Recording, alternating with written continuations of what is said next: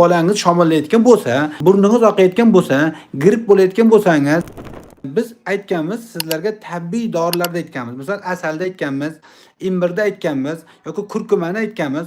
Shunaqa narsalardan akamiz bozorga borar ekanda, o'zlari sotib olib kelibdi. 100 grammmi, 200 grammni olgan. Ya'ni 100 gram imbir, 100 gram kurkuma, bir 200 gram asalni olibdilarda, shuni qo'shib qo'l bola antibiotik qilib qo'ydi.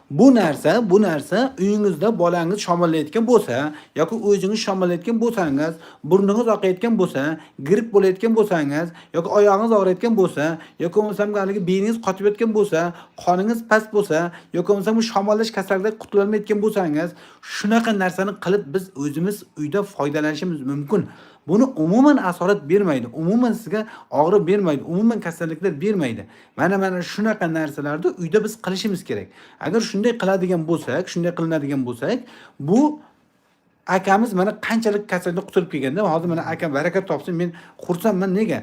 Bizning aytayotgan gaplarimiz foyda beribdi shu odamlarga. Ya'ni biz haliga hammani davolay olmaymiz-da. Buni O'zbekistonda 38 milliontami odam. Muncha odam davolab bo'lmaydi, lekin shu odamlarning mayli qanchasidir kelsa yordam beramiz biz.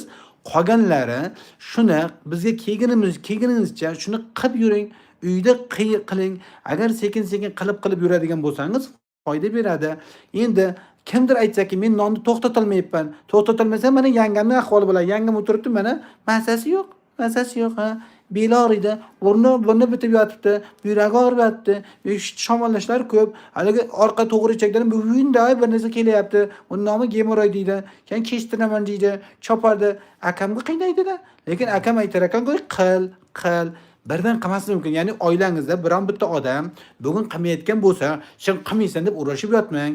Qilding, keyin sekin yana qilding, keyin sekin qiladi o'zi.